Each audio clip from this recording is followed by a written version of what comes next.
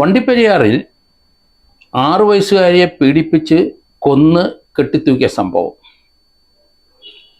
ഇടുക്കിയിലെ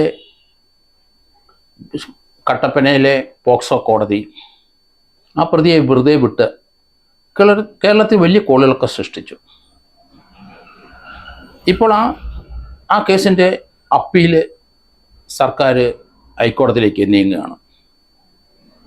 അർജുൻ എന്ന SFIയുടെ പ്രവർത്തകൻ ആ കുട്ടിയുടെ ചൂരക്കുളം എസ്റ്റേറ്റിലെ അവരുടെ ലയത്തിൻ്റെ ഒരു മുറിയിലാണ് ആ കുട്ടി കിടന്നത്.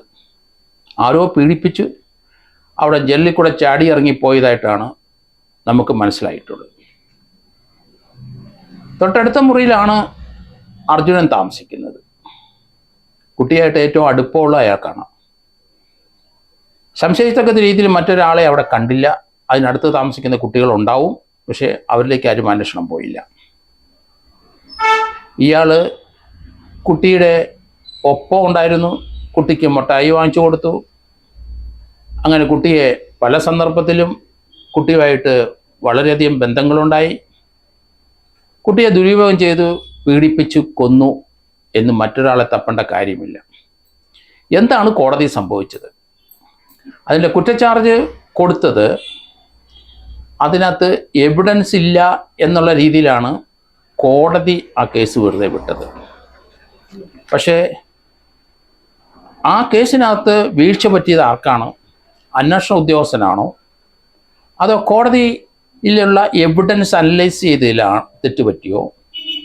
ആ കോടതി ഈ കേസിൻ്റെ വിധി പറയുന്നതിന് ഏതാനും മാസം മുമ്പ് ഈ കേസിൻ്റെ മുഴുവൻ ട്രയൽ സമയം തുടങ്ങിയപ്പോൾ മുതൽ മറ്റൊരു ജഡ്ജിയായിരുന്നു ആ കേസിൻ്റെ വിചാരണ നടത്തിയതും അതിനകത്ത് സാക്ഷികളെ വിസ്തരിച്ചതും.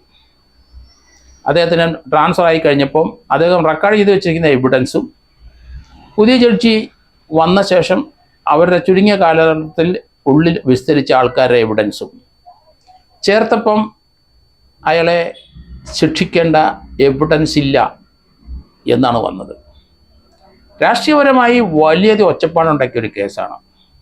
ഇടുക്കി ജില്ലയിലെ CPMലെ മേലധികാരി ഈ അർജുനന് വേണ്ടി അവർ രംഗത്തുണ്ടായിരുന്നെന്നും ഇല്ലായിരുന്നെന്നും വാദഗതികളുണ്ട്.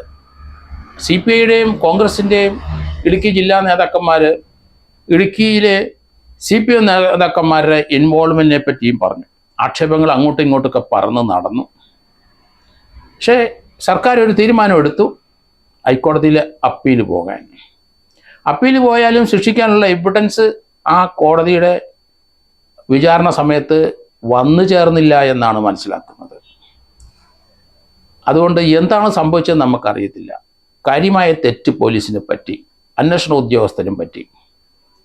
ഇതുപോലുള്ള അന്വേഷണ ഉദ്യോഗസ്ഥന് നിരുത്തരവാദിത്വമായി പെരുമാറുന്ന അന്വേഷണ ഉദ്യോഗസ്ഥൻ കേരളത്തിൽ അവിടെ ഇവിടെയൊക്കെ ഉണ്ട്. പക്ഷേ പോക്സോ കേസ് ആണിത്. ആ കുട്ടിയെ പീഡിപ്പിച്ച് കൊന്ന് കെട്ടിത്തൂക്കിയ കേസ് ഒരു സീനിയർ DYSP അന്വേഷിക്കേണ്ടതാണ്. അവിടെ പോലീസിന് പാളിച്ച പറ്റി. അവിടുത്തെ ഇടുക്കി ജില്ലാ SP-ക്കാണ് പാലിച്ച പറ്റിയത്. അവിടുത്തെ കട്ടപ്പന DYSP ഉണ്ടായിരുന്നു. എന്തുകൊണ്ട് ഇവർ രണ്ടുപേരും രംഗത്ത് വന്നില്ല? ഇവർ എത്ര പ്രാവശ്യം കോടതി പോയെന്ന് ഞാൻ ചോദിക്കുന്നുണ്ട്. സീനിയർ ഉദ്യോഗസ്ഥന്മാർ വെറുതെ യൂണിഫോം ഇട്ടുകൊണ്ട് ഓഫീസിലിരുന്നാൽ പറ്റില്ല. അവർ ട്രയൽ സമയത്ത് ഇമ്പോർട്ടൻ്റ് കേസുകളിൽ അവരുടെ പ്രസൻസ് കോടതിയിൽ വേണം. കാരണം അതിൻ്റെ ഇമ്പോർട്ടൻസ് പോലീസ് അത്രയും കൊടുക്കുന്നുണ്ടെന്ന് മനസ്സിലാക്കണം. ജനങ്ങൾക്ക് മനസ്സിലാകണം, ആ കുട്ടിയുടെ വീട്ടുകാർക്കും മനസ്സിലാകണം. പക്ഷെ ഇവിടെ ഒന്നും സംഭവിച്ചില്ല, ആരും ഒന്നും അറിഞ്ഞില്ല. വിധി വന്നപ്പോൾ മാത്രമാണ് അറിയുന്നത്. അപ്പോൾ ഒരു DYSP അന്വേഷിക്കേണ്ട കേസിനകത്ത് എന്തുകൊണ്ട് ഒരു DYSP അന്വേഷിക്കാതെ ഒരു സർക്കിൾ ഇൻസ്പെക്ടർ, ഒരു SHO ആയ സർക്കിൾ ഇൻസ്പെക്ടർ മാത്രം അന്വേഷിച്ചു? അയാളെ പറ്റിയുള്ള ആക്ഷേപം ഇപ്പം നിലനിൽക്കുകയാണ്. ഈ കേസിനകത്ത് നമ്മൾ ആലോചിക്കണം, ഒരു 6 വയസ്സുകാരി കുട്ടിയെ പീഡിപ്പിച്ച് എത്ര പ്രാവശ്യം പീഡിപ്പിച്ചു, എത്ര ദിവസം പീഡിപ്പിച്ചെന്ന് അത്രയും ദിവസം ഓരോ പീഡനത്തിനും ഓരോ ജീവപര്യന്തം തടവാണ് വരുന്നത്. അപ്പോൾ എന്ത് സംഭവിച്ചു എന്ന് നമുക്കറിയില്ല. പക്ഷേ അതിനകത്ത് ഫിംഗർ പ്രിൻ്റ് കിട്ടാൻ സാധ്യതയുണ്ട്. അത് പോലീസ് തള്ളിക്കളഞ്ഞു. അത് ഉപയോഗിച്ചില്ല, അതെടുക്കാനുള്ള ശ്രമം നടന്നില്ല. ഫിംഗർ പ്രിൻ്റ് എക്സ്പെർട്ടിൻ്റെ സേവനം ആ മുറിക്കകത്ത് ലഭിച്ചില്ല. കഴുത്തിലെ ഷാൾ കുരുങ്ങി മരിച്ചു എന്നൊക്കെ പറഞ്ഞ ആദ്യത്തെ ദിവസമൊക്കെ പ്രതികളെന്ന് പ്രതിയെ സംശയിക്കുന്ന ആളും മറ്റുള്ളവരെയൊക്കെ പറഞ്ഞു വെച്ചതനുസരിച്ച് പോലീസ് നീങ്ങി. ലാഘവ ബുദ്ധിയോടെ തന്നെയാണ് ഈ കേസ് അന്വേഷിച്ചത്. വാളയാറിലെ കേസ് നമുക്കറിയാം. 2 കൊച്ചു കുട്ടികൾ തൂങ്ങി നിൽക്കുന്ന ചരിത്രം നമുക്കെല്ലാവർക്കും അറിയാം. ഇന്നും ആ കേസ് അന്വേഷണം CBIക്ക് പോയിരിക്കുകയാണ്.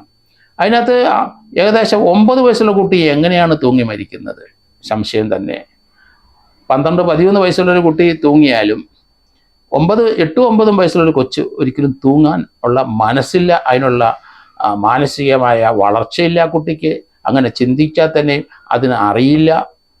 അത് തന്നെയല്ല, ആ കുട്ടികൾ രണ്ടുപേരും തൂങ്ങി വയ്ക്കുന്ന ഉത്തരവ്, അവിടെ ഒരു മേശ ഇട്ടിട്ട് അതിൻ്റെ മുകളിൽ പോയി നിന്ന് ഒരു കസേര ഇട്ടാലും അതിൻ്റെ മുകളിൽ കയറി നിന്നാലും തീർച്ചയായിട്ടും ആ ഉത്തരത്തിൽ കയറി കിട്ടാൻ കഴിയില്ല എന്നുള്ളതാണ്. ആ കേസിൻ്റെയും എവിഡൻസുകൾ കോടതിയിലെ പ്രോസിക്യൂഷൻ സക്സസ്ഫുള്ളായിട്ട് കൊണ്ടുവരാൻ പറ്റിയില്ല. ആ കേസ് വിട്ടുപോയപ്പം അതിൻ്റെ ജഡ്ജ്മെൻ്റ് ഹൈക്കോടതി റദ്ദ് ചെയ്തു. നമുക്കിപ്പം തന്നെ നമ്മുടെ മുമ്പിൽ അങ്ങനെ ഒരു സംഭവമുണ്ട്. അതുകൊണ്ട് ഈ കേസിലും തീർച്ചയായിട്ടും ജഡ്ജ്മെൻറ്റ് റദ്ദ് ചെയ്യുന്നതാണ് നല്ലത്. കാരണം പോലീസ് ഒരു പെർഫെക്റ്ററി ഇൻവെസ്റ്റിഗേഷൻ നടത്തി ആ പോലീസ് ഉദ്യോഗസ്ഥനെ ശിക്ഷിക്കുകയും ചെയ്യണം. ആ പെർഫെക്റ്ററി അന്വേഷണം നടത്തിയതിന് ആ സർക്കിൾ ഇൻസ്പെക്ടർ മാത്രമല്ല, അയാളുടെ മേലധികാരി DYSP SP കുറ്റക്കാരാണ്. അവരെയും ഒന്നെങ്കിൽ അവരെയും കൂടെ പ്രതിസ്ഥാനത്തേക്ക് കൊണ്ടുവരണം. നമുക്ക് നമ്മുടെ കുട്ടിക്ക് നീതി കിട്ടണം. അതാണ് വളരെയധികം പ്രക്ഷോഭം ഉണ്ടായ ഒരു സംഭവം തന്നെയാണ്. അതുകൊണ്ട് ഹൈക്കോടതിയിൽ ഏതായാലും ഗവൺമെൻറ് നന്നായിട്ട് പ്രോസിക്യൂഷൻ ഗവൺമെൻറ് ഭാഗം നീങ്ങി, നല്ല കാര്യം തന്നെ. ഗവൺമെൻറ് അത് റദ്ദ് ചെയ്യണമെന്ന് പറഞ്ഞതും അതിലും നല്ല കാര്യം തന്നെ. കാരണം ജഡ്ജ്മെൻറ്റ് റദ്ദ് ചെയ്തെങ്കിൽ മാത്രമേ നീതി നടപ്പാക്കാൻ പറ്റുള്ളൂ. SC/ST ആക്ട് അനുസരിച്ചുള്ള വകുപ്പ് ഇതിനകത്ത് ഇട്ടിട്ടില്ല. കാരണം അവിടെ അമ്പേ പോലീസ് പാളിപ്പോയി. ആ സർക്കിൾ ഇൻസ്പെക്ടർ മാത്രം അന്വേഷിച്ചെങ്കിൽ അദ്ദേഹം വലിയ എക്സ്പീരിയൻസ്ഡ് ആയിരിക്കത്തില്ല. ഇതുപോലുള്ള കേസുകൾ അന്വേഷിച്ചുള്ള തഴക്കവും പഴക്കവും ഇല്ല. അതുകൊണ്ടാണ് ഇങ്ങനെയുള്ള സംഭവങ്ങളിൽ സീനിയറായ ഒരു DYSP തന്നെ അന്വേഷിക്കണമെന്ന് ഗവൺമെൻറ് നിഷ്കർഷിക്കുന്നത്, അല്ലെങ്കിൽ ഡിപ്പാർട്ട്മെൻറ്റ് തീരുമാനിക്കുന്നത്. അതിവിടെ ഉണ്ടായില്ല. വളരെ ലാഘബുദ്ധിയോടെ അവിടുത്തെ DYSP SP ഈ കേസ് കണ്ടു. അവർക്കെതിരായിട്ട് ശക്തമായ നടപടി തന്നെ ഉണ്ടാകണം.